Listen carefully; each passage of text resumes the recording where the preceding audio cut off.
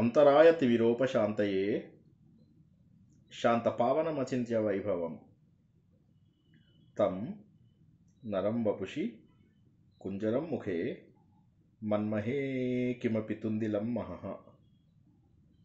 వసుదేవసుతం దేవం కంసచాణూరమర్దనం దేవకీ పరమానందం కృష్ణం వందే జగద్గురుం శ్రీకృష్ణం వందే జగద్గురుం. భగవద్బంధువులకు, ఆత్మస్వరూపులకు, సత్యాన్వేషులకు స్వాగతం, సుస్వాగతం. జీవితం ఆనందమయంగా సాగిపోవాలి. హిందూ ధర్మము నమ్మేది ఒక సిద్ధాంతం. దాన్నే మనమంతా కూడా సత్ చిత్ ఆనంద స్వరూపులము అన్న విషయాన్ని తెలియజేస్తుంది. ఒక్క హిందూ ధర్మంలో మాత్రమే సత్యం అనేది ఒకటి ఉంది అన్న విషయము తెలుస్తుంది. మిగతా మతాలలో, మిగతా ధర్మాలలో సత్యం అనేది లేదు. ఒక్కొక్క మతంలో ఒక్కొక్కటి ఉంటుంది. ఇప్పుడు మీరు తీసుకున్నట్లయితే క్రిస్టియన్ మతం ఉంది, అందులోపల వాళ్ళు ఏమంటారు? శాంతి, వాళ్ళు ప్రేమ. బౌద్ధ మతం ఉంది, శాంతి. ఇస్లాం మతం ఉంది, త్యాగం. అలాగే మీరు ఎపిక్యూరియన్ మతం అని ఒకటి ఉంది, ఆనందం తప్ప ఇంకేం లేదు. ఇలా ఒక్కొక్కరికి ఒక్కొక్కటి ఉంది. హిందూ ధర్మంలో మాత్రం ఏంటంటే స్వర్గాలు, నరకాలు తర్వాత ఒక ఆస్పెక్ట్ అని కాకుండా జై శ్రీకృష్ణ అన్ని జీవితంలో సాధిస్తూ చివరికి మనం మోక్షాన్ని కూడా సాధించాలి. అంటే సింగిల్ పాయింట్ ఎజెండా మోక్షం. కానీ ఆ మోక్షం అనేది ఎక్కడొస్తుంది అంటే సత్యాన్ని తెలుసుకోవడం వల్ల. జీవితం అంతా సత్యాన్వేషణ చేస్తూ చివరగా మనము మోక్షాన్ని సాధించడము హిందూ ధర్మంలో ఉన్నటువంటి గొప్ప విషయం. కాబట్టి హిందూ ధర్మంలో మనం అంతా ఉన్నది కూడా ఒక సత్యాన్ని తెలుసుకోవడానికి. జీవితం అంతా అలా వృధా అయిపోకుండా సత్యం ఏంటి, అసత్యమైనది ఏంటి, దీన్నే మనము సాధన చతుష్టయంలో కూడా మనం తెలుసుకున్నాం. ఏమని? ఆత్మ ఏది, ఆత్మ కానిదేది. అంటే ఆత్మ అనాత్మ తేడా. తర్వాత భోగాలు, ఇక్కడున్న భోగాలే వదిలేయడం కాదు, స్వర్గలోక భోగాలు కూడా వదిలేయాలి. ఇహామూత్ర వైరాగ్యం. ఇహము అంటే ఇక్కడ, ఆమూత్ర అంటే అక్కడ. అక్కడ ఉన్న సుఖాలు కూడా నాకు అవసరం లేదు. కానీ మనకు సినిమాల్లో చూపించినప్పుడు ఏం చూపిస్తారు? స్వర్గం అనగానే మనం ఎప్పుడు చెప్పుకునే జోగు, ఇంద్రుడు పైన సింహాసనం మీద ఉంటాడు, కింద చాలామంది బ్రాహ్మణ్స్ గడ్డాలు వేసుకొని, తెల్ల గడ్డాలు వేసుకొని, పంచలు కట్టుకొని, పిలకలు వేసుకొని కూర్చుంటారు. కూర్చొని ఇంద్రియాలు నిగ్రహం చేసుకొని, గొప్ప పుణ్యం చేసుకొని, జీవిత సత్యం తెలుసుకొని వచ్చినటువంటి వీళ్ళందరూ కూడా ఆడాళ్ళు వేసే డ్యాన్సులు చూస్తూ కూర్చుంటారు అని చెప్పేసి ఒక పర్పస్ని డిఫీట్ చేశారు. ఒక తప్పు మాటని మనందరి లోపల ప్రచారం చేశారు. దీనివల్ల ఏమైపోయిందంటే మిగతా మతాలలాగే మన మతాన్ని కూడా అనుకునేటటువంటి అవకాశం ఉంది. కాబట్టి దానికి దూరంగా వెళ్ళాలి ముందు మనం. ఏంటంటే సత్యం అంటే ఏంటంటే నాకు భగవంతుడు వేరుగా లేడు, అంటే నేను భగవంతుడిలో ఉన్నాను. నేనే కాదు, ఈ ప్రపంచమంతా భగవంతుడిలోనే ఉంది. ఈ ప్రపంచమంతా క్రియేట్ చేసిందే ఆయన. ఏ విధంగానైతే సాలెపురుగు తనే నిమిత్త కారణము, తనే ఉపాదాన కారణము, అంటే తనలోంచే వస్తువులను తీస్తుంది, తనే వాటికి క్రాఫ్ట్స్మెన్. ఉదాహరణకి కుండలు చేయడానికి మట్టి కావాలి, ఆ కుండ చేయడానికి నాకు ఒక నైపుణ్యం, స్కిల్ కావాలి. ఈ రెండు కూడా నేనే. దీన్నే నిమిత్త కారణం, ఉపాదాన కారణం అంటాం. ఈ రెండు కూడా నేనే అయి భగవంతుడు ఈ ప్రపంచమంతా సృష్టించాడు. కాబట్టి భగవంతుడిలోంచి వచ్చింది భగవంతుడికి వేరుగా ఎలా ఉంటుంది? దాన్నే మనం ఏమంటామంటే విశ్వరూపం అంటాం. ఏమిటి విశ్వరూపం అంటే? పౌర్ణమి లోపల అద్భుతంగా కనిపిస్తున్నాడు భగవంతుడు, అందరి రూపంలో కనిపిస్తున్నాడు భగవంతుడు. ప్రపంచమంతా కూడా ఎక్కడ చూసినా వెన్నెల, ఎక్కడ చూసినా కూడా చెట్లపైన చెట్లు మెరుస్తున్నాయి, నీళ్లు మెరుస్తున్నాయి, పిండి ఆరబోసినట్టుగా కనిపిస్తుంది, నదులన్నీ కూడా అందంగా కనిపిస్తున్నాయి, అరణ్యాలన్నీ కూడా అందంగా కనిపిస్తున్నాయి. ఈ అందమంతా ఎక్కడిది? ఒక్క తెలుపులోనే ఇన్ని రకాల షేడ్సా, ఇన్ని రకాల భేదాలా? భగవంతుడా, ఎంత గొప్ప చిత్రకారుడు నువ్వు, ఎంత గొప్ప చిత్రకారుడు నువ్వు. ఇన్ని వస్తువులను నీలోంచి తయారు చేసి చూపిస్తున్నావా? ఎంత నైపుణ్యం ఉండాలి. కానీ నేను నీలో ఒకరిని కదా. నీలో ఒకరినైనప్పుడు నాకు కూడా శక్తి కావాలి భగవంతుడా. ప్రపంచమంతా నువ్వే ఉన్నావు, నిన్ను ఎలా తెలుసుకోవాలి నేను? ప్రపంచమంతా వ్యాపించావు అంటే నిన్ను ఎక్కడ చూస్తే గుర్తుపట్టాలి. ఒక చీమ జిరాఫీని ఎక్కడ మొదలెట్టిందిట. ఇలా మెల్లగా ఒక్కొక్క అది పైకి ఎక్కేసరికి చాలా టైం పడుతుంది. ఎంత టైం పడుతుంది? ఓ 20 ఏళ్ళు పడుతుంది. అసలు చీమ అన్నాళ్ళు బతకదు. చీమ ఎక్కుతోంది, అంతం లేదు దానికి, అలా అంతం లేదు. అది కాలు మీద అలా నడుస్తుంది. కాలు మీద నడిచేసరికి దానికి మొత్తం జీవితం అయిపోతుంది. కొన్ని చీమలు కాలు దాటి దాని శరీర భాగానికి వచ్చాయి, కొన్ని దాని పొడగాటి మెడ భాగానికి వచ్చాయి, కొన్ని దాని ముఖానికి వచ్చాయి. ఇంత చేస్తే తప్ప పూర్తి స్థాయి ఆ జిరాఫీని మనం పట్టుకునేటటువంటి అవకాశం లేదు. అదేవిధంగా భగవంతుడు అంతటా వ్యాపించాడు, కానీ మనం ఉన్నది చాలా మైన్యూట్గా ఉండడం వల్ల ఏమైందంటే ఇదంతా కూడా భగవంతుడిది అని తెలియడం లేదు. ఆ కాలు ఉన్నది దేనికి? జిరాఫీకే. ఆ శరీర భాగాలు జిరాఫీవే, ఆ ముఖము జిరాఫీదే, అన్నీ జిరాఫీవే. కానీ మనము ఆ పైకెక్కి జిరాఫీ అని చెప్పి ఇదంతా కూడా జిరాఫీ అని చెప్పి గుర్తించాలంటే ఎంతెత్తి ఎదగాలి, ఎన్ని జన్మలు ఎదగాలి, ఎంత సాధన చేయాలి. మనదేమో చీమ నడక, కొంతమంది అసలు నడవరు. మరి ఎలాగా ఈ చీమ నడక నుంచి పైకి వెళ్ళడం ఎలాగా? దీన్ని దాటుకుంటూ పైకి వెళ్ళడం ఎలాగా? సో దీని గురించే మనకు విశ్వరూప సందర్శన యోగం లోపల అర్జునుడికి అనుమానం వచ్చింది. ఇప్పుడు నువ్వు చెప్తున్నట్టుగా ప్రపంచమంతా కూడా నువ్వే వ్యాపించి ఉన్నావు, కరెక్టే. నిన్ను చెట్ల రూపంలో చూస్తాను, పుట్టల రూపంలో చూస్తాను, జంతువుల రూపంలో చూస్తాను, మనుషుల రూపంలో చూస్తాను, నీళ్ళ రూపంలో చూస్తాను, అన్ని రూపాలలో చూస్తాను. కానీ నిన్నుగా నేను చూడగలనా? ఇప్పుడు క్వశ్చన్ ఇక్కడ, చూడగలమా? ఒక్కసారి ఆలోచించండి. చీమకి ఈ 2 డైమెన్షనల్ వ్యూ మాత్రమే ఉంటుంది, 3 డైమెన్షనల్ ఉండదు. మనకు ఒక డైమెన్షన్ ఎక్కువ ఉంటుంది, ఎత్తు కూడా, పొడుగు వెడల్పుతో పాటు ఎత్తు కూడా చూడగలుగుతాం. ఓకే, ఇప్పుడు మనము ఇంత భగవంతుడిని చూడగలమా? మనం చీమ అనుకుందాం, భగవంతుడు జిరాఫీ అనుకుందాం. మనము భగవంతుడిని పూర్తి స్థాయిలో చూడగలుగుతామా? చూడలేము. మరి చూడాలంటే ఈ కళ్ళు సరిపోతాయా? ఈ కళ్ళు సరిపోవు. ఎందుకంటే ఈ కళ్ళతో ఎంత చూసినా కూడా మనం మ్యాక్సిమం ఎంతవరకు చూడగలుగుతాం? ఒక చంద్రుడి వైపు చూడగలుగుతాము, మ్యాక్సిమం ఒక సూర్యుడి వైపు చూడగలుగుతాము. ఏదో ఒక రోజు ప్రత్యేకమైన రోజులలో గ్రహాలను కూడా చూడగలుగుతాము.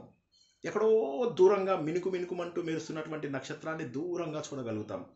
కానీ నక్షత్రము మన సూర్యుల కంటే ఎంతో పెద్దది.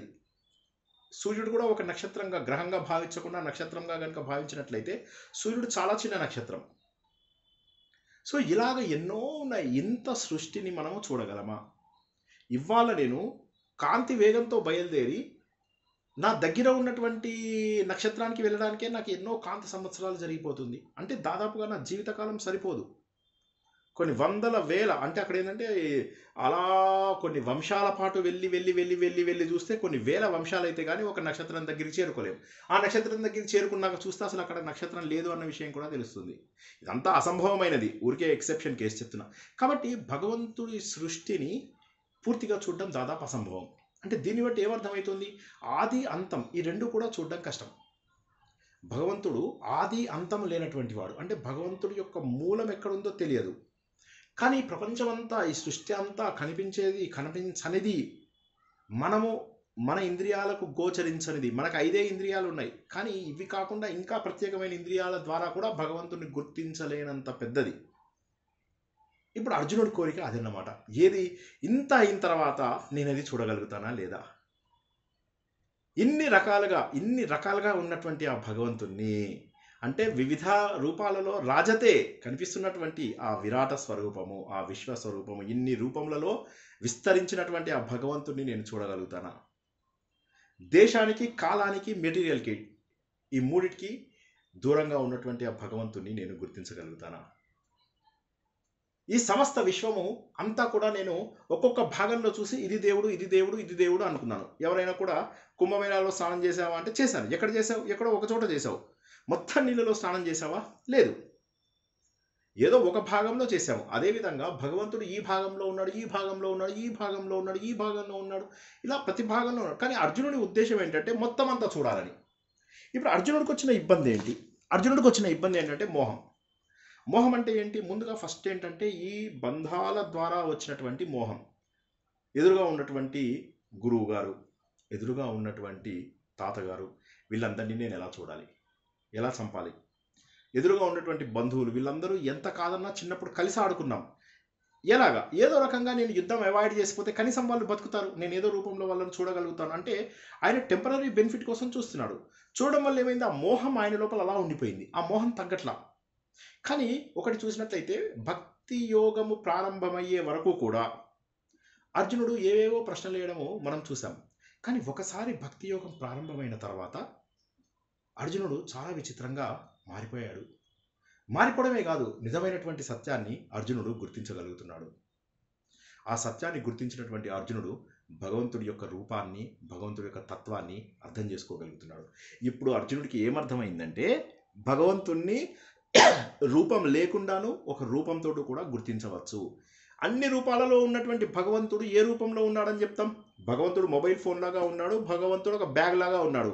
సో ఇప్పుడు ఎవరన్నా వచ్చి నన్ను భగవంతుడు ఎలా ఉన్నాడు అంటే నేను బ్యాగు అంటే కరెక్టే, భగవంతుడు మొబైల్ రూపం కరెక్టే, తప్పని ఎవరన్నారు? కానీ ఏది భగవంతుడి రూపం అంటే ఏది కాదు. ఈ రెండు ఒక రూపంలో ఉంటే చెప్పచ్చు ఈ రూపం అని. అన్ని రూపాలలోనూ కూడా ఈ ప్రపంచమంతా వ్యాప్తి చెంది విశ్వరూపంలో ఉన్నటువంటి భగవంతుడు ఎవరైతే ఉన్నాడో ఆయన నేను ఎలా గుర్తించాలి? ఆ మొత్తాన్ని నేను చూడగలుగుతానా లేదా? ఇప్పుడు అర్జునుడి లోపల మోహం తగ్గిపోయి కుతూహలం పెరుగుతోంది. చూడండి, ఏదైనా కూడా కుతూహలం ముందు కావాలి.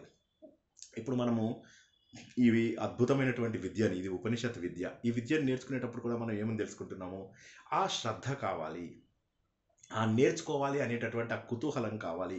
ఎప్పుడైతే మన లోపల ఆ కుతూహలం వస్తుందో ఆ కుతూహలము మనని ఒక్కొక్క అడుగు ముందుకు వేయిస్తుంది.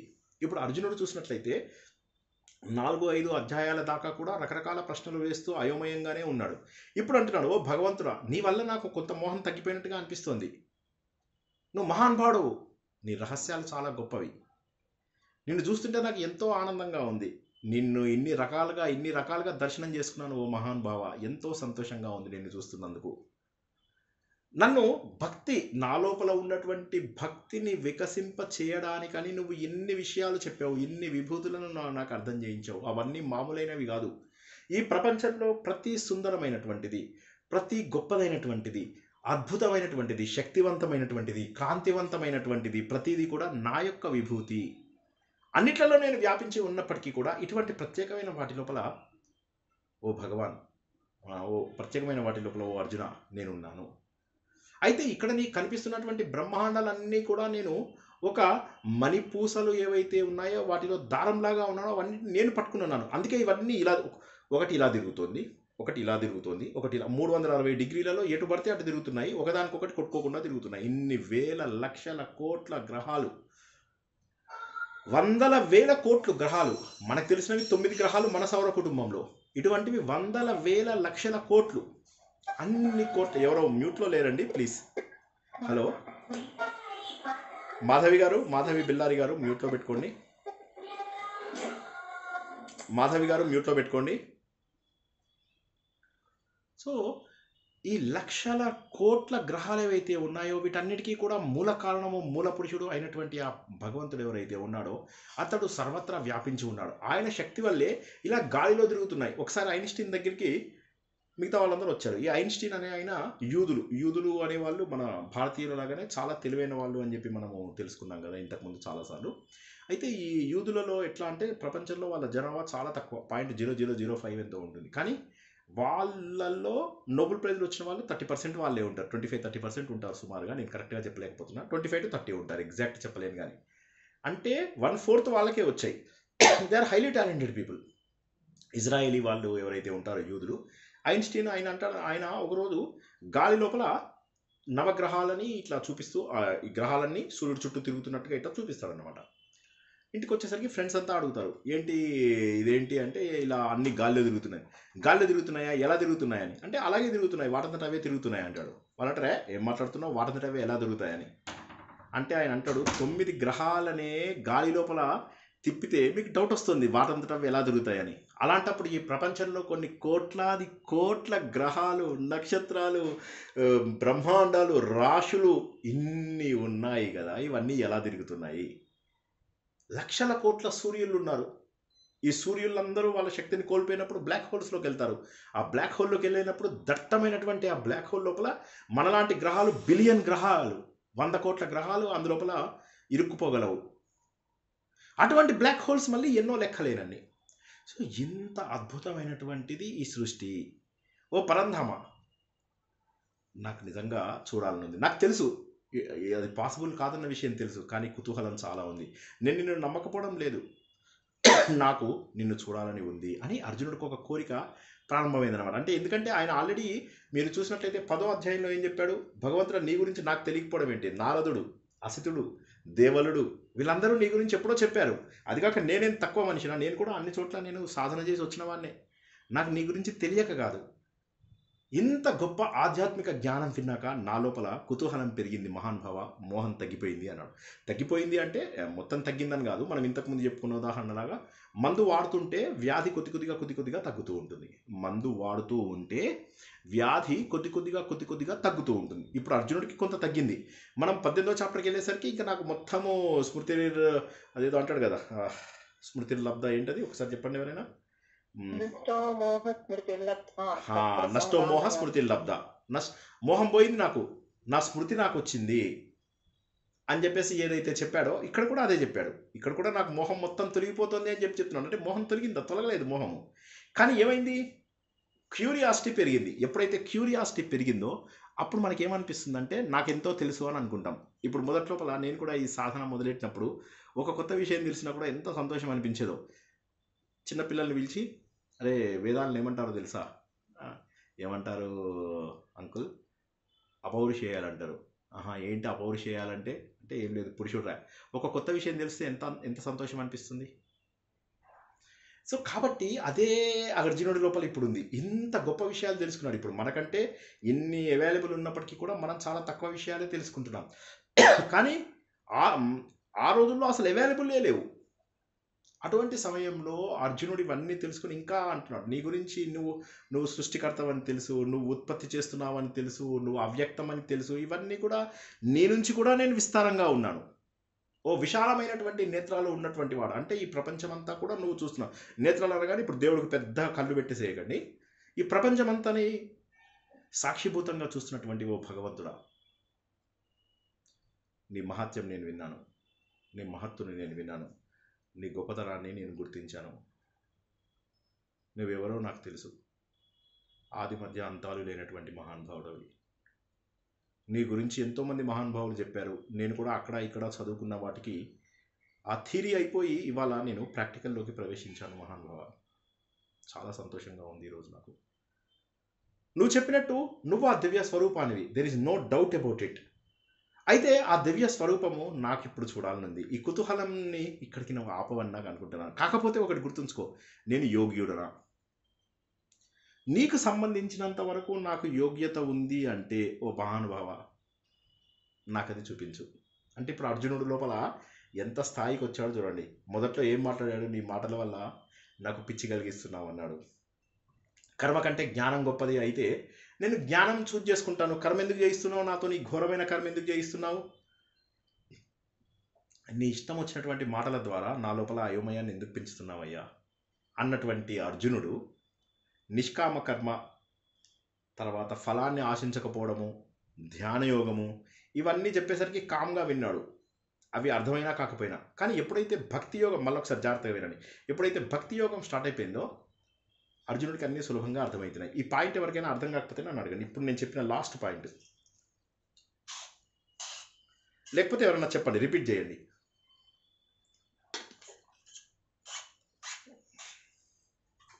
ఎవరైనా రిపీట్. యోగం వచ్చినప్పటికీ అర్జునుడికి పూర్తి స్థాయిలో అర్థం అవుతుంది. అది ఎందుకని అంటే భక్తి యోగం సులభం. ఇప్పుడు కర్మయోగం వరకు వచ్చేసరికి ఏమైందంటే కర్మలో 3 ఉంటాయని మనం తెలుసుకున్నాం. ఒకటేంటి, కర్మ పైన అసలు కోరిక లేకుండా చేయడం, కర్మకి పైన కోరిక లేకుండా ఉండడం మొదటి భాగం.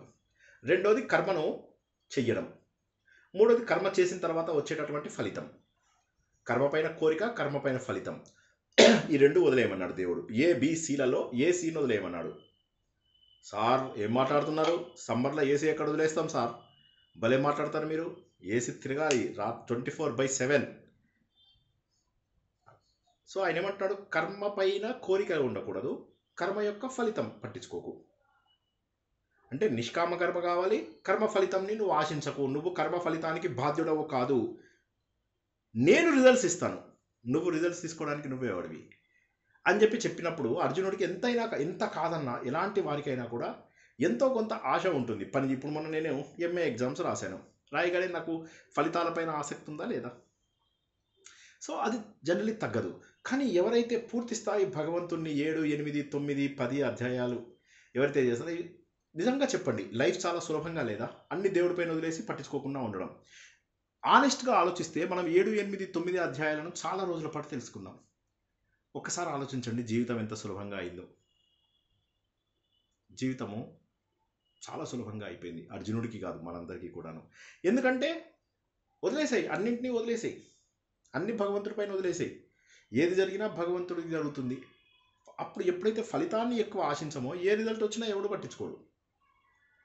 మేమందరము సెయిల్ లోపల జాయిన్ అయిన కొత్త లోపల మాకు ఒక 4-5 రోజుల పాటు రకరకాల టెస్టులు పెట్టేవాళ్ళు. ఎందుకంటే స్టీల్ ప్లాంట్ అనేసరికి ఏమవుతుందంటే ఎక్స్ట్రీమ్లీ రిజిడ్ టెస్ట్లు ఉంటాయి. శరీరంలో ప్రతి భాగాన్ని పరీక్షిస్తారు వాళ్ళు. ఒక్కొక్కసారి అయితే బట్టలు కూడా తీసేసి మరీ పరీక్షలు చేయాలి, అంత టఫ్ పరీక్షలు ఉంటాయి మ్యానుఫ్యాక్చరింగ్ కంపెనీస్లో. ఆ పరీక్షలు చేస్తున్నప్పుడు మేము అనుకున్నాం ఎక్కడో ఒక చోట పోయేటట్టే ఉంది అని చెప్పేసి అందరము భయపడిపోయాం. నాకు అందులో దగ్గొచ్చేది, అయిందిలా ఇప్పుడు నాకు ఏ టీవీనో వీడు తీసేటట్టున్నాడు అనుకున్నా. అలా అంత భయపడుతుంది, అంత చేసి ఇవన్నీ టైంలో మా ఫ్రెండ్ ఒక అతనికి ఐస్ ఏదో చిన్న, ఐస్ కాదు ఇయర్స్ ఏదో చాలా చిన్న ప్రాబ్లం ఉందని చెప్పి తెలిసింది. అది అప్పటి వరకు అసలు ఏ మామూలు హియరింగ్ టెస్ట్లోనూ బయటపడింది, ఆ సమయంలో అతనికి బయటపడింది. ఉంటే నాలాంటి వాడైతే అప్పట్లో నేను చాలా టెన్షన్ పడేవాడిని. నాలాంటి వాడైతే అయిపోయింది, కొంప కొల్లేరు అయిపోయిందని బోర్ నేడుస్తుంటూ కూర్చునేవాడినేమో. కానీ మా ఫ్రెండ్ ఎంత పీస్ఫుల్గా ఉన్నాడు తెలుసా. సార్ ఏంటి సార్ మీకు ఇలా జరిగిందా అంటే, ఏం పర్లేదు, ఏది జరిగితే అది చూద్దాం అంతే అన్నాడు.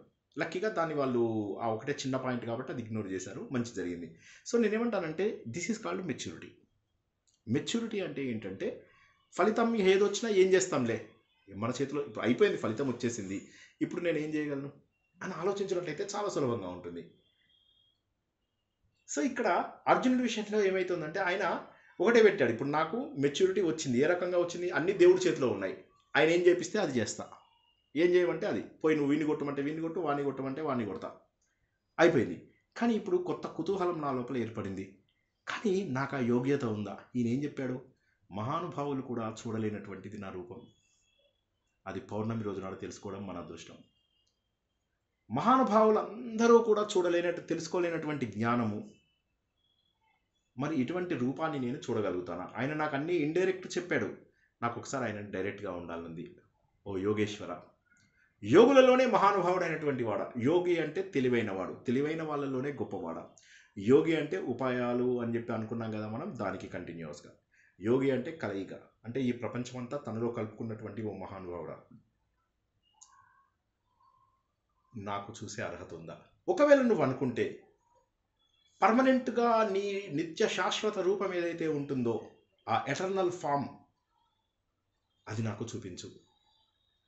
అప్పుడు భగవంతుడు అంటాడనమాట, నువ్వు నాకు అత్యంత ప్రీతిపాత్రుడవు పార్థ, ఓ పృథ కుమారుడా, ఓ కుంతిదేవి కుమారుడా, నీ లోపల ఓపిక ఎక్కువ ఉంది. క్షత్రియుల్లో ఇంత ఓపిక ఉండడం చాలా గొప్ప. చూడు నా లోపల అన్నీ చూడు, నేను చూపిస్తాను తప్పకుండా.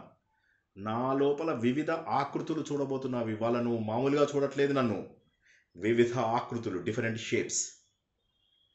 ఈ షేప్ ఆ షేప్ కాదు, అన్ని షేప్స్ ఇవాళ నువ్వు చూడబోతున్నావు. Different sizes. ఇప్పుడు మనము బట్టల దుకాణంకి వెళ్ళినప్పుడు ఏమేమి ఉంటాయి? షేపులు, సైజులు, కలర్లు. అవునా? అదే చెప్తున్నాడు భగవంతుడు. ఇప్పుడు ఆ షేప్, సైజ్, కలరే చెప్తున్నాడు. నెక్స్ట్ ఏంటి? ఇప్పుడు మనం షేప్ అయిపోయింది, సైజ్ అయిపోయింది, నెక్స్ట్ ఏంటి?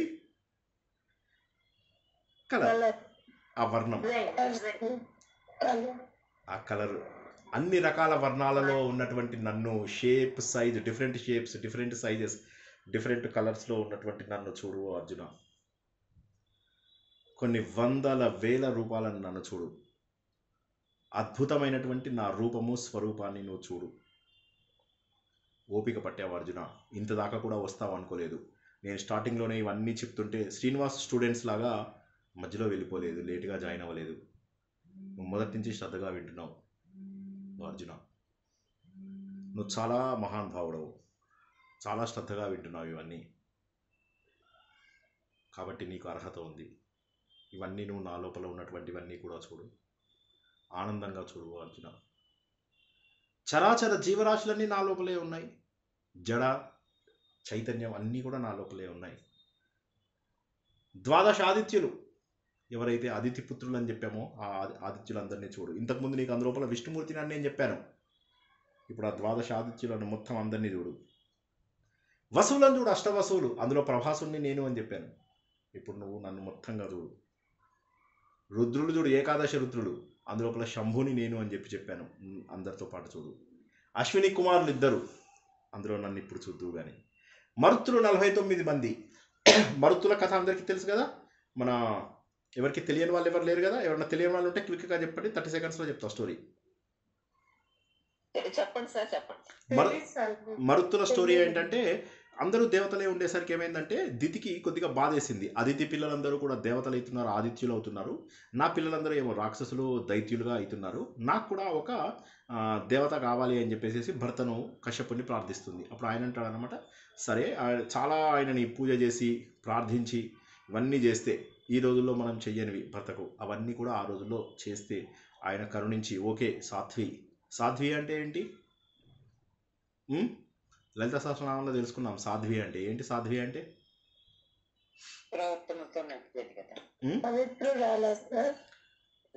కాదు, దాన్ని విడదీయండి. సా ప్లస్ అధ్వము. సా అంటే మంచి, అధ్వము అంటే దారి. సాధ్వి మంచి దారిలో నడిచేదానా నీకు తప్పకుండా ప్రసాదిస్తానని చెప్పేసి ఒక అద్భుతమైనటువంటి గట్టి పిండాన్ని ఇస్తాడు. ఇచ్చిన తర్వాత అది తెలుస్తుంది దేవేంద్రుడికి, అరే రే మాకు పోటీగా మా పిన్ని దగ్గర ఆల్రెడీ పెడుతున్నారు, పిన్నో పెద్దమ్మో ఏదో ఒకటి పెట్టుకోండి. వెళ్ళేసి ఏం చేస్తాడంటే పెద్దమ్మ నీకు హెల్ప్ చేస్తాను అని చెప్పేసి ఆమె చెయ్యి పట్టుకొని నడిపించడము, అన్ని చోట్లకు తీసుకెళ్ళడము, ఎక్కడికైనా కావాలా కార్లో షాపింగ్కి తీసుకెళ్ళడము, ఓకే ఇవన్నీ అన్ని పనులు చేస్తుండేవాడు, అన్ని చోట్లకి తీసుకెళ్తుండేవాడు, అన్నీ చేయిస్తుండేవాడు, హెల్ప్ చేస్తుండేవాడు. ఆమెకు కూడా అనుమానం వచ్చినా సరే ఇంత ప్రేమగా ఉన్నాడు కదా, ఎంత కాదన్నా తన సహోదరి కుమారుడే కదా అని రాణిస్తుంది. రానిచ్చిన తర్వాత ఆమె ఒకరోజు కాళ్ళు కడుక్కోకుండా అంటే బయటికి వెళ్ళి వచ్చిన తర్వాత కాళ్ళు కడుక్కోదు. ఆ సమయం లోపల ముందే భర్త చెప్తాడు, ఎప్పుడైనా సరే నువ్వు పరిశుభ్రంగా ఉండడం అనేటటువంటిది ఇంపార్టెంట్ అని చెప్తాడు. బాత్రూమ్కి వెళ్ళి వచ్చిన తర్వాత ఆమె కాళ్ళు కడుక్కోకుండా ఉన్నటువంటి ఒక సమయము, లేదా కేశాలు సరిగా కట్టుకున్నటువంటి సమయం, ఇట్లా కొన్ని కేసెస్ ఉంటాయి. ఆ కేసుల లోపల ఏ కేసు అయినా వచ్చినప్పుడు పట్టుకుందామని ఎదురు చూస్తూ ఉంటాడు. అనుకున్నట్టుగా ఆవిడ పడుకోగానే ఆవిడ శరీరంలోకి ప్రవేశించేస్తాడు. ఎందుకంటే ఆవిడ లోపల అపవిత్రత ఎప్పుడైతే ఉందో అప్పుడు చెడు లోపలికి ప్రవేశిస్తుంది. అప్పుడు లోపలికి ప్రవేశిస్తాడు ఆయన. ప్రవేశించి ఆ పిండాన్ని నరికేస్తాడు. నరికేగానే 7 సార్లు నరికేస్తాడు. టక టక టక టక టక టక నరికేస్తాడు. నరికేగానే చనిపోరు వాళ్ళందరూ కూడా 7 ముక్కలు అవుతారు. వాళ్ళందరూ ఓ అని ఏడుస్తుంటారు, మా వృధా మా వృధా, రోదనం వద్దు రోదనం వద్దు రోదనం వద్దు అంటాడు. అని వాళ్ళు ఇంకా ఏడుస్తుంటారు. అప్పుడు తల్లి లేస్తుంది. లేవగానే ఆమె కాళ్ళు పట్టేసుకుంటాడు, నన్ను క్షమించు తల్లి, ఈ 7గురిని దేవతల స్టేటస్ ఇస్తాను, నేను నీ దగ్గర చేరింది నేను తప్పు లక్ష్యంతో చేరాను, కానీ ఇప్పుడు నేను తప్పు చేశానని తెలిసి నన్ను క్షమించు, నీ కుమారుడని నేను, కానీ నీ కోరిక ఏదైతే ఉందో ఆ కోరిక తీరుస్తా నేను, వీళ్ళందరూ దేవతలు అవుతారు అని చెప్పేసి ఆ 7గురు కాస్త మళ్ళీ ఒక్కొక్క పిండం. అందుకే గట్టి పిండం వీడు అంటే ఏంటంటే ఎంత ప్రమాదాన్నైనా ఎదుర్కొనే వాళ్ళని గట్టి పిండం అంటారు. ఆ 7గురిలోంచి 49 మంది ఉద్భవించడం జరుగుతుంది. ఆ 49 మందిలని మరుత్తులు అంటారు. వీళ్ళే మనకు హరికేన్స్, ప్రచండ వాయువులు వాళ్ళు వీళ్ళు ఇచ్చేవాళ్ళు అనమాట.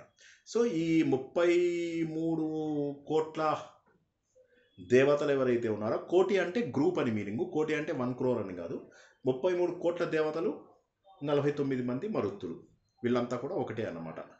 సో వీళ్ళందరూ కూడా దేవతల కేటగిరీలోకి వస్తారు. వాళ్ళందరినీ నన్ను చూడు. ఇవే కాదు, ఇంతకుముందు నువ్వు చూడని ఎన్నో విశేషాలు ఇప్పుడు నా లోపల చూడబోతున్నావు అర్జున.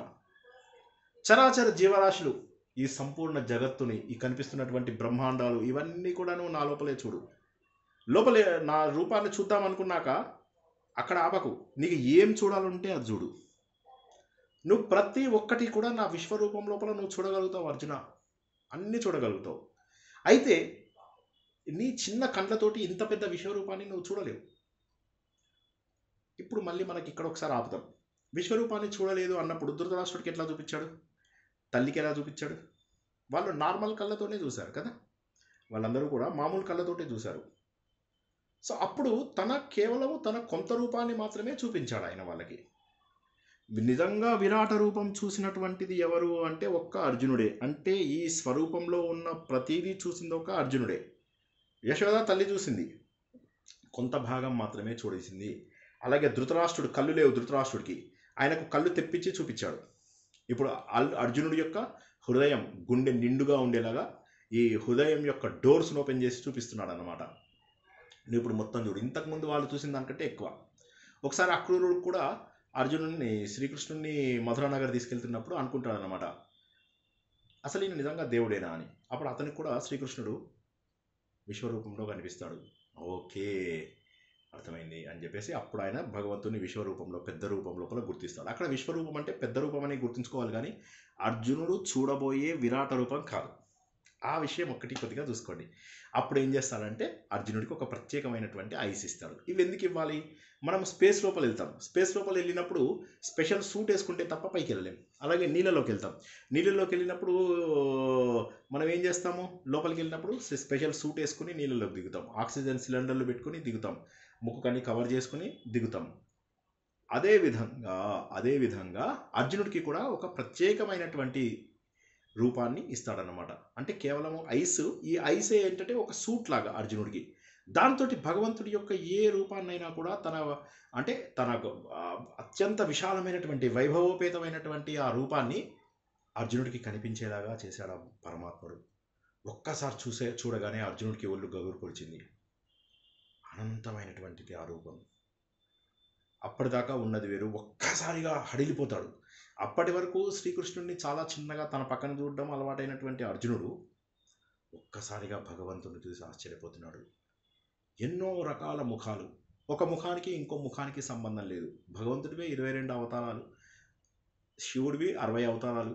ఇలా లెక్కేసుకుంటే ఎన్ని వేల అవతారాలు ఉన్నాయో. ప్రతి దేవుడికి వేల అవతారాలు, ఎన్నో రకాల నేత్రాలు, ఎన్నో రకాల ముఖాలు, ఎన్నో రకాల ఆభరణాలు, ఎన్నో రకాల పూలమాలలు, ఎన్నో రకాల సుగంధ పరిమళాలు,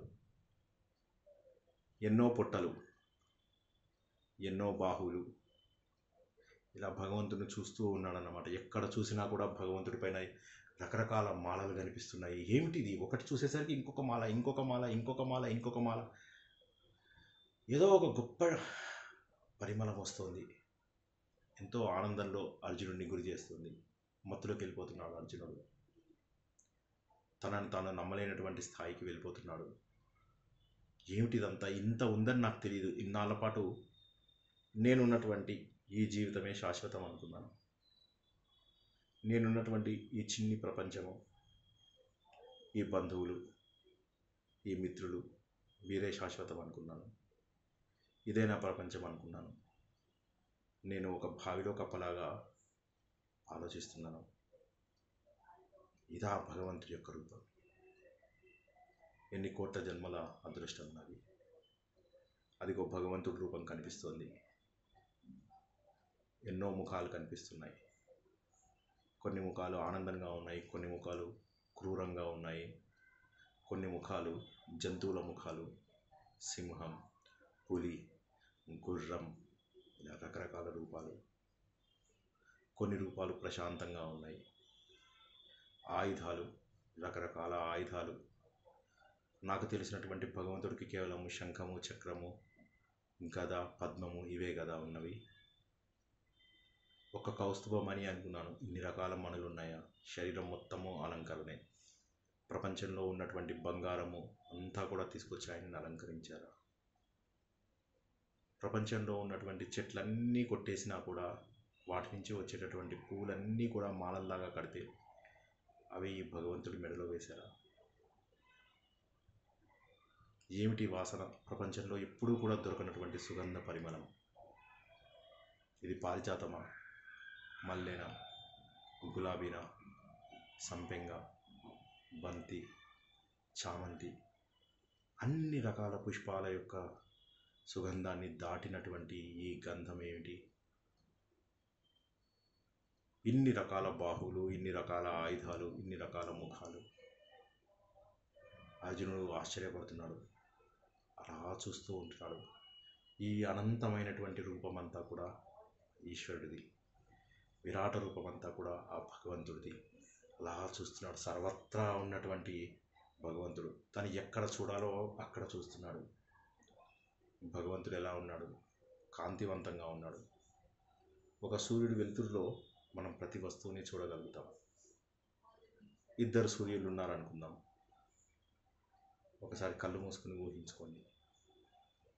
ఒక సూర్యుడి వెలుతురు మధ్యాహ్నం ఎలా ఉంటుందో ఊహించుకోండి.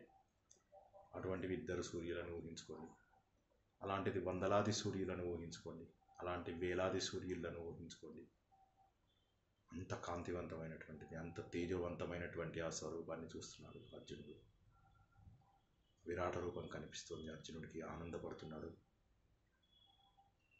ఈ మహోన్నత రూపం ఏదైతే ఉందో దీనికి ఇక సాటి ఏమన్నా ఉన్నాయా? ఏమీ లేవు. అద్భుతమైనటువంటి రూపం. హే భగవాన్, ఏ జన్మలో నేను చేసుకున్నటువంటి అదృష్టం. నేను నరుడను, ఈ నరులందరికీ ప్రతినిధిని.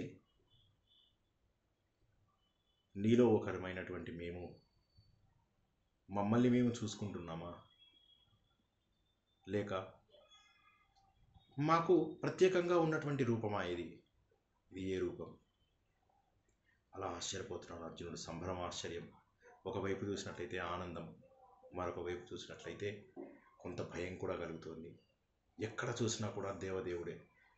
ఎడం పక్క చూస్తున్నాడు దేవుడే, కుడి పక్కన చూస్తున్నాడు భగవంతుడే, ముందు చూస్తున్నాడు, పక్కన చూస్తున్నాడు, ఎటు పక్కన చూసినా కూడా 360 డిగ్రీ లోపల భగవంతుడే కనిపిస్తున్నాడు.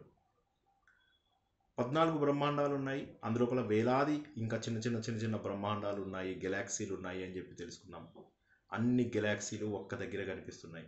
అన్ని గ్రహాలు, అన్ని నక్షత్రాలు, అన్ని సూర్యులు, అన్ని రాశులు, ప్రపంచంలో ఉన్నటువంటి కోట్లాది కోట్ల బ్లాక్ హోల్స్ అన్నీ కూడా భగవంతుడి దగ్గర ఒక్క దగ్గర అలా మూటబెట్టినట్టుగా కనిపిస్తున్నాయి. భగవంతుడి లోపల ఎక్కడ చూసినా కూడా కనిపిస్తున్నాయి. అవి మన ఊహకు అందనటువంటివి.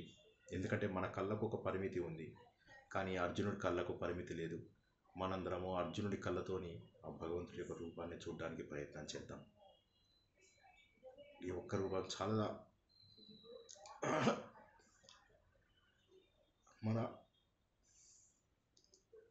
మన జీవితాన్ని మార్చుకోవడానికి, మన జీవితము క్షణభంగురం అని చెప్పి తెలుసుకోవడానికి ఈ రూపం చాలదా? మనం ఎంత, మన బతికెంత? భగవాన్ ఆశ్చర్యంగా ఉంది చూస్తూ ఉంటే. అన్ని బ్రహ్మాండాలు ఒక్క దగ్గరే కనిపిస్తున్నాయి భగవాన్. నా రోమాలు నిక్కపరుచుకుంటున్నాయి. కళ్ళు విప్పారి చూస్తున్నాను. ఇంకా కూడా ఎంతో ఆశ్చర్యంగా ఉంది. నా ఆశ్చర్యానికి అంతు లేకుండా ఉంది. నేను ఏం చేయగలను? నీకు చేతులు జోడించి నమస్కరించడం తప్ప నేను ఏం చేయగలను భగవాన్?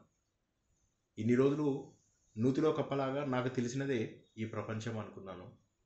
కానీ భగవాన్, ఇప్పుడు తెలుస్తుంది అన్ని చోట్ల నువ్వు వ్యాపించి ఉన్నావు. నీ దేహంలో నేను అందరు దేవతలని చూస్తున్నాను. ఓ మహాన్ భావ, ఓ పరబ్రహ్మ. ఎన్నో ప్రాణకోటి సమూహాలను కూడా చూస్తున్నాను. యక్షులు, కిన్నెరలు, కింపురుషులు, విద్యాధరులు, మానవులు, రాక్షసులు, జంతువులు, చెట్లు, చేమలు, నదులు, సముద్రాలు అన్నీ కనిపిస్తున్నాయి ఒక్క దగ్గరే. ఎన్నో బ్రహ్మాండాలు అలా గుండ్రగా తిరుగుతూ కనిపిస్తున్నాయి. ఎన్నో నక్షత్రాలు గుండ్రగా తిరుగుతూ కనిపిస్తున్నాయి.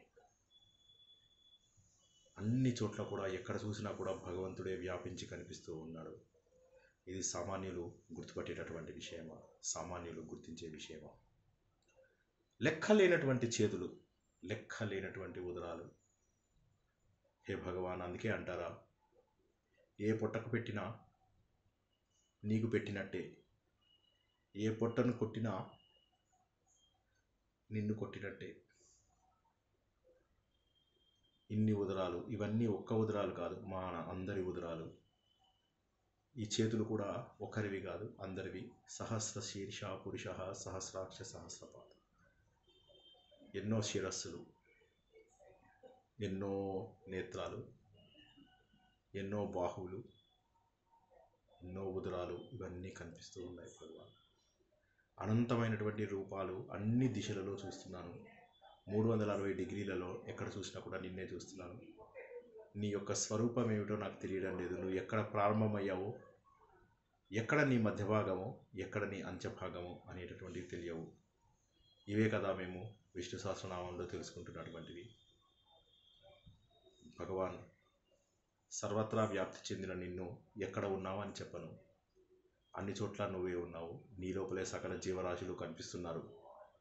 నేను కూడా కనిపిస్తున్నాను. అందరము నీలోనే ఉన్నాము భగవాన్. నువ్వు తప్ప ఈ ప్రపంచం ఇంకేమీ లేదు. ప్రపంచంలో అన్నీ నీవే అయి అన్ని పనులు నువ్వే చేస్తున్నావు. కర్మ ఇచ్చేది నువ్వే, కర్మ అనుభవించేది నువ్వే. కర్మఫల సాక్షివి నువ్వే, కర్మఫల ప్రదాతవి నువ్వే. హే భగవాన్, మా రూపాలలో నువ్వు ఉన్నావా? అందరి స్వరూపము, అందరి రూపము నువ్వే అయినవాడా? నీ ప్రారంభ దిశ ఎక్కడ ఉంది అనేది నేను గుర్తించలేకపోతున్నాను. చూస్తున్నాను కిరీటాలు, వేలాది కిరీటాలు, వేలాది చక్రాలు, ఎన్నో ఆయుధాలు, అన్ని చోట్ల కూడా ప్రకాశిస్తున్నావు. ఎన్నో గదలు, ఎన్నో చక్రాలు. ఆశ్చర్యకరంగా ఉంది నిన్ను చూస్తూ ఉంటే. అన్ని దిశలలో సూర్యకిరణాలలాగా వెళ్తున్నటువంటి అగ్నిలాగా నువ్వు కదులుతూ కనిపిస్తున్నావు ఓ పరమేశ్వర. నీ తేజస్సు చేత ఒక్కొక్కసారి నిన్ను చూడడానికే కష్టంగా ఉంది. సూర్యుడిని ఏ విధంగానైతే మేము మా కళ్ళతో చూడలేమో, నిన్ను అలా ప్రత్యక్షంగా చూడడము ఒక రకంగా కష్టంగా ఉంది. నువ్వు ఎంత దివ్య చక్షువులు ఇచ్చినప్పటికీ కూడా వాటిని నేను చూడగలనా? నాకు గుర్తొస్తుంది ఇప్పుడు, నువ్వు ఎవరివి తెలుసా? నాశనం లేనటువంటి పరమేశ్వరుడు నువ్వు. వేదాలు ఏవైతే చెప్పాయో, వేదైశ్చ సర్వైరహమేవ వేద్యో వేదాంత కృత్వేద వివేద, వేదాలు ప్రతిపాదించినటువంటి పరమ సత్యాన్ని నువ్వే. ఇన్ని రోజుల పాటు సత్యమేదో తెలియకుండా, జీవితంలో గమ్యం లేకుండా, అనవసరమైన గుర్తింపు కోసము, అనవసరమైనటువంటి ధనం కోసము, అనవసరమైనటువంటి బంధుత్వాల కోసము, అనవసరమైనటువంటి ఆలోచనల కోసము, అనవసరమైనటువంటి మాటల కోసము నా జీవితాన్ని వృధా చేసుకున్నాను. హే భగవాన్, అసలు సత్యం తెలుస్తుంది. సత్యానికే సత్యమైనటువంటి వాడివి నువ్వు. వేదాలన్నీ కూడా చెబుతున్నాయి, అహం బ్రహ్మాస్మి, అహం బ్రహ్మాస్మి, అహం బ్రహ్మాస్మి, తత్వమసి, తత్వమసి, తత్వమసి. అయమాత్మా బ్రహ్మ, అయమాత్మా బ్రహ్మ, అయమాత్మా బ్రహ్మ. ప్రజ్ఞానం బ్రహ్మ, ప్రజ్ఞానం బ్రహ్మ, ప్రజ్ఞానం బ్రహ్మ. సర్వం ఖల్విదం బ్రహ్మ, సర్వం ఖల్విదం బ్రహ్మ, సర్వం ఖల్విదం బ్రహ్మ.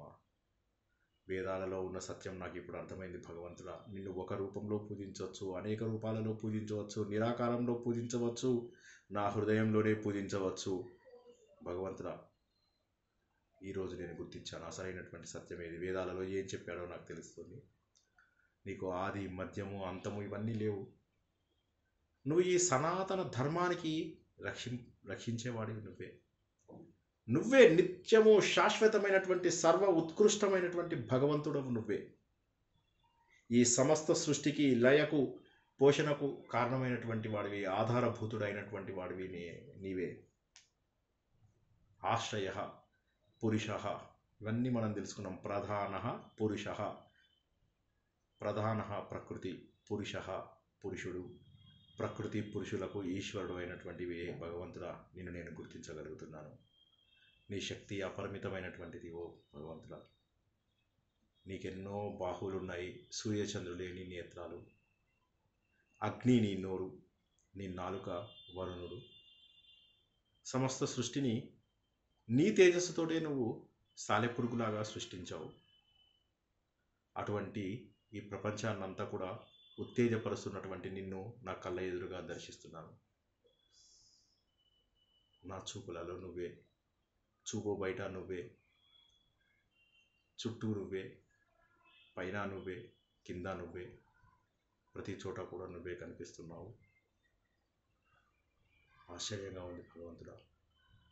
రుద్రులు, ఆదిత్యులు, వసువులు, సాధ్యులు, విశ్వదేవతలు, అశ్విని కుమారులు, మరుత్తులు, పితృదేవతలు, ఇలా అందరూ ఎవరెవరైతే నువ్వు చెప్పావో నాకు, గంధర్వులు, యక్షులు, అసురులు, సిద్ధులు, వీరందరూ కూడా నిన్ను ఒక పక్క నుంచి ఆశ్చర్యాలతో చూస్తున్నారు. నాలాగే అందరూ కూడా నిన్ను ప్రార్థిస్తున్నారు. నీకు ఎన్నో నోర్లు, కళ్ళు, చేతులు, తొడలు, కాళ్ళు,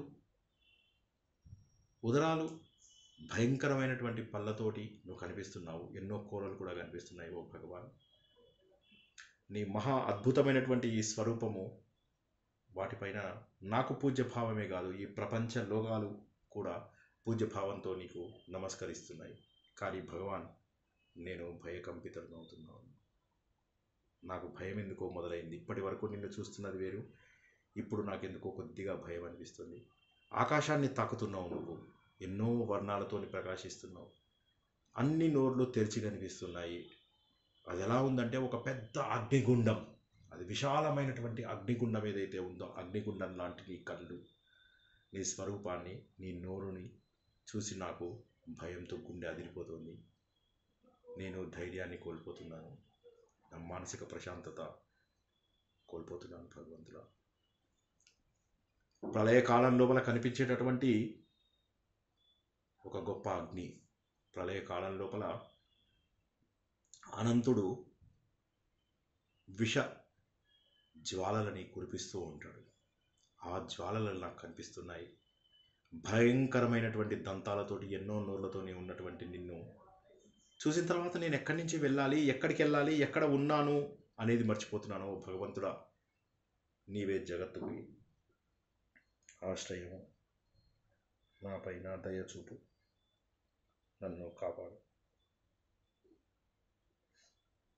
ఆత్మసుఖము వీడి నీ ఆట కొరకు పాత్రపోషణ చేసేది సూత్రధారి.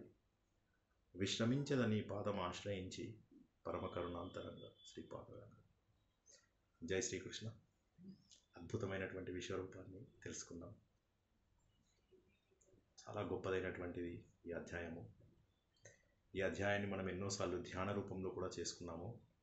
ఆ విషయాలే నాకు జ్ఞాపకం వస్తూ కాసేపు అలా మగతలోకి వెళ్ళిపోయినట్టుగా అనిపించింది. నిద్ర లేచే వాళ్ళు నిద్ర లేవండి మెల్లగా. చాలా గొప్ప అధ్యాయాన్ని తెలుసుకున్నాం, ఎంతో సంతోషంగా ఉంది. మిగతా భాగాన్ని వచ్చే వారం తెలుసుకుని పూర్తి చేసుకుందాం. ఎవరికైనా ఏమన్నా ప్రశ్నలు ఉంటే తీసుకుందాం. ఇంకో 10 నిమిషాలు టైం ఉంది కాబట్టి ఎవరికైనా ఏమన్నా ప్రశ్నలు ఉంటే ప్రశ్నలకు తీసుకుందాం.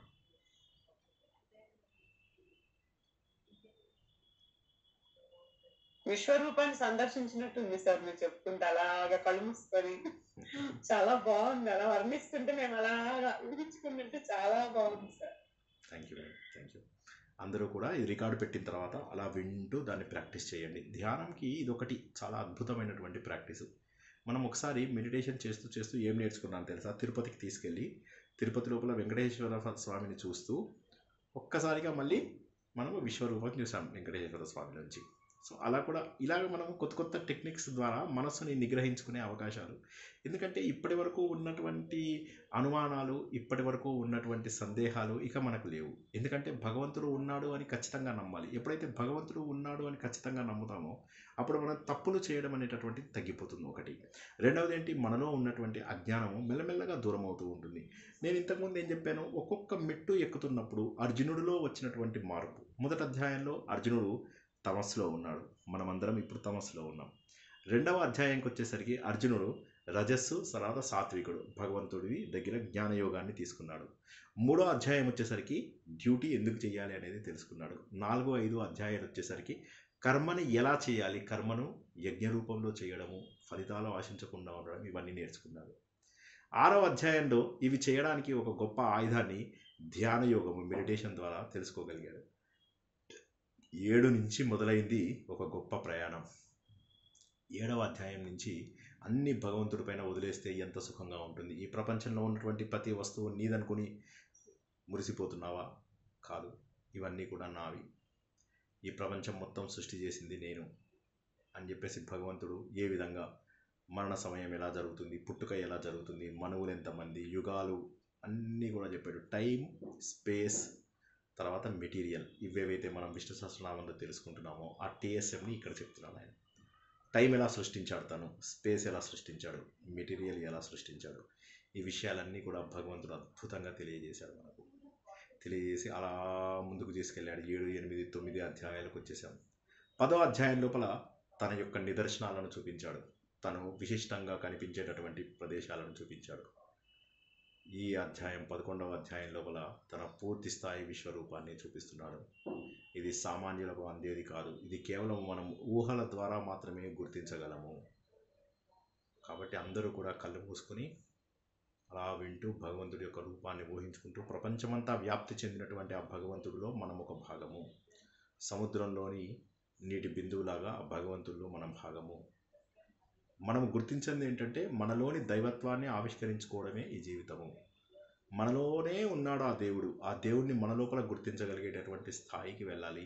అది వెళ్ళాలి అంటే సాధన కావాలి. సాధన వచ్చినా కొద్దీ మన లోపల మోహం తగ్గుతుంది. అర్జునుడు ఏమన్నాడు ఈ అధ్యాయంలో? నాకు మోహం పోయింది అని చెప్పి డైరెక్ట్గా చెప్పేశాడు. మనం కూడా ఇప్పుడు ఆ స్థాయికి చేరుకున్నామా లేదా ఒకసారి ఆలోచించండి. సెల్ ఫోన్లన్నింటినీ కూడా రోడ్డు మీద బారేయండి. లేదా నా దగ్గర ఒక ఫ్రెండ్ ఉన్నాడు, అతడు 10 రూపీస్కి మనశ్శాంతి ఇస్తాడని చెప్పాను మీ అందరికీ. 10 రూపీస్ ఇస్తే చాలు. ఎవరికైనా మనశ్శాంతి కావాలా? ఒక్కసారి చెప్పండి. ఇందులో ఎవరైనా మనశ్శాంతి కోరుకుంటున్న వాళ్ళు ఉన్నారా? ఎవరికి లేదా మనశ్శాంతి? వద్దా? ఎవరికి ఇష్టం లేదా మనశ్శాంతి తెచ్చుకోవడం? మీకు ఒక్కరికే కావాలా? ఎవరికి ఎక్కువ లేదండి. ఫోన్ పడేసుకుంటే మీ ప్రవచనాలు వింటాం కదా. మీ ప్రవచనాలు వింటామంటే ఫోన్ అదే అంటారా? ల్యాప్టాప్ మీ పెట్టుకోండి. క్లాసులు వినడానికే వాడుతున్నానండి చూడండి. భగవద్గీత నేర్చుకోవాలి మీ సార్. క్లాసులు వినడానికే వాడుతున్నాను. ఓకే. భగవద్గీత నేర్చుకోవాలి, మీ ప్రవచనాలు వినాలి సార్. ఎలా ఫోన్లు పడేస్తాయి? అంటే నా ఫ్రెండ్ మీరు 10 రూపీస్ ఇస్తే చాలు, అతను చక్కగా మీకు మనసు బాగా ప్రశాంతంగా ఉండేలాగా చేస్తాడు. ఆ ఫోన్ బద్దలు కొడితే చాలు.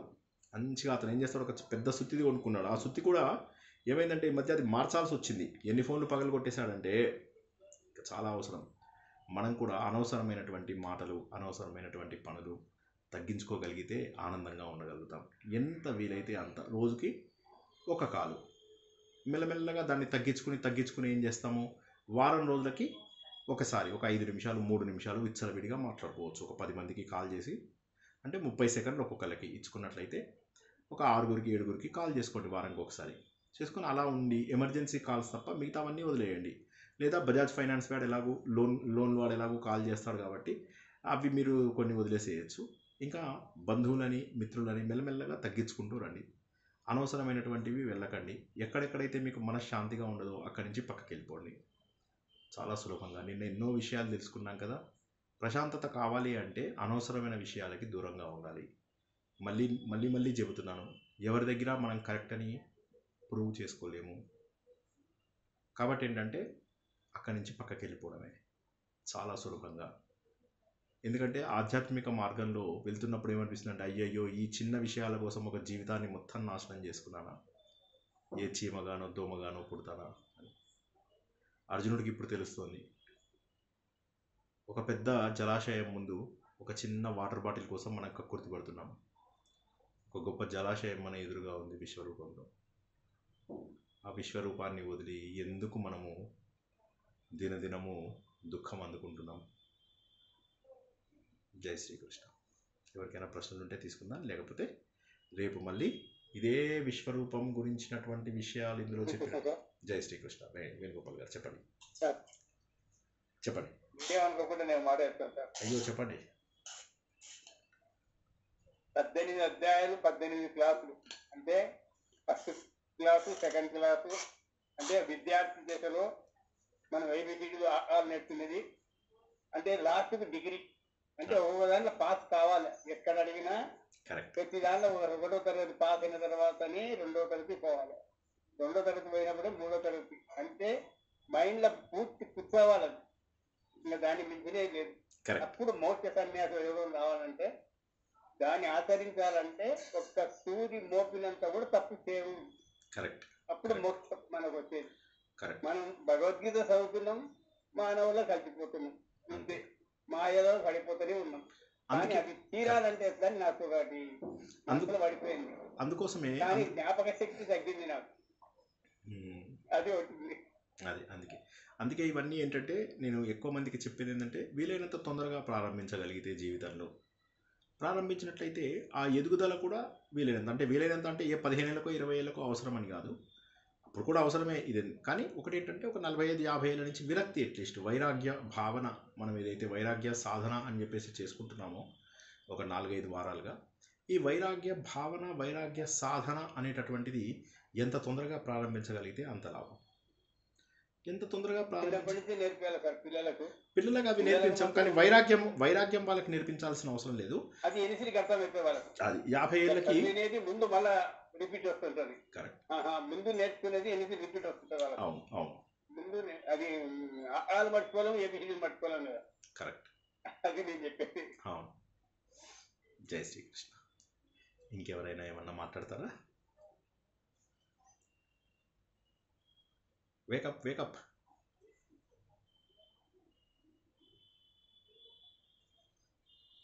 ఓకే, రేపు ఎప్పట్లాగే మనకు విష్ణు సహస్రనామము, చాలా పరమ పవిత్రమైనటువంటి విష్ణు సహస్రనామంలో భగవంతుడి యొక్క రూపాన్ని మనం ఏం తెలుసుకున్నాము? భగవద్గీతలో, తర్వాత విష్ణు సహస్రనామము, లలిత సహస్రనామము. వీటి లోపల ఇక మనకు కావాల్సిన విద్యలన్నీ వచ్చేసాయి. దశ మహావిద్యలలో ఉన్నటువంటి అన్ని రహస్యాలు కూడా మనకు లలిత సహస్రనామంలో వచ్చేసాయి. భగవంతుడి యొక్క స్వరూపము విష్ణు సహస్రనామంలో పూర్తి స్థాయిలో తెలిసిపోతుంది. భగవంతుడు లక్షణాల ద్వారా ఆయన పేర్లు ఎలా పెట్టారు అన్న విషయాన్ని మనము విష్ణు సహస్రనామంలో తెలుసుకుంటున్నాం. భగవద్గీతలో ఒక వ్యక్తి ఎలా ఎదగాలి, ఒక వ్యక్తి ఏం సాధించాలి, జీవన విధానము, జీవిత లక్ష్యము చేస్తూ ఉపనిషత్తుల సారంని మనం అద్భుతంగా తెలుసుకుంటున్నాము. నిన్న మనము ఏం తెలుసుకున్నాము? స్మృతులు, తర్వాత దర్శనాలు అని చెప్పి తెలుసుకున్నాము. దర్శనాలలో ఇది ఏ దర్శనం కిందికి వస్తుంది? ఎవరైనా చెప్పండి, నిన్న క్లాస్లో ఉన్న వాళ్ళలో ఎవరైనా.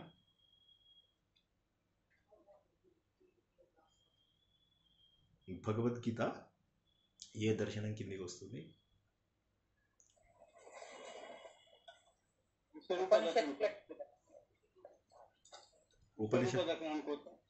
ఉపనిషత్తులు, ఇంకా అందులో ఒక దర్శనం పేరు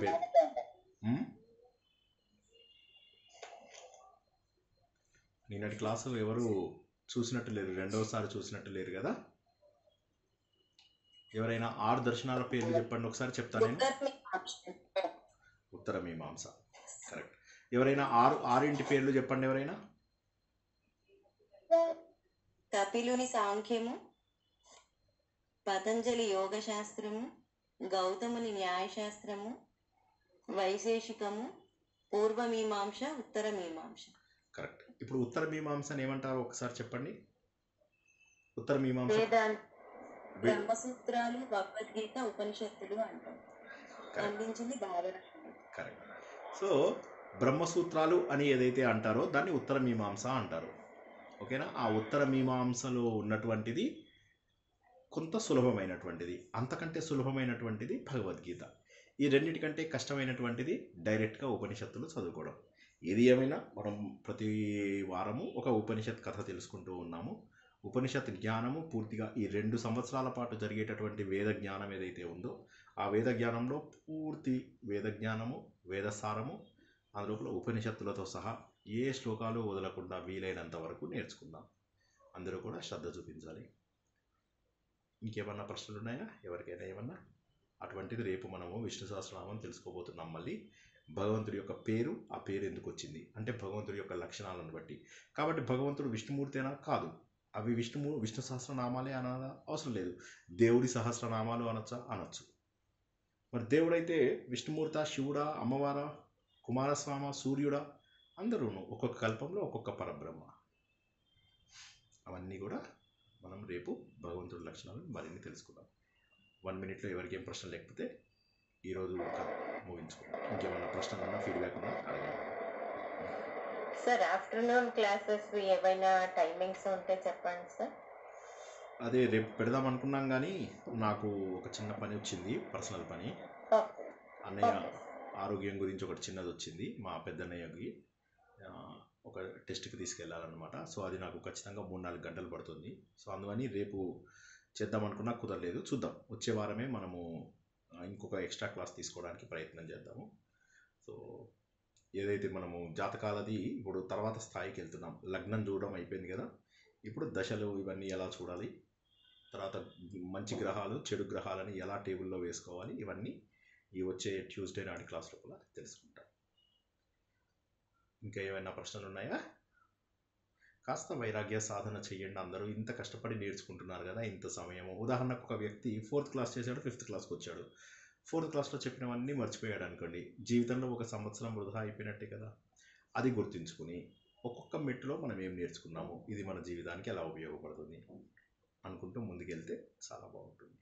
జై శ్రీకృష్ణ. అందరూ కూడా సాధన చేస్తారని ఆశిస్తున్నాను. అద్భుతమైనటువంటి విశ్వరూప సందర్శన యోగాన్ని తెలుసుకున్నాము.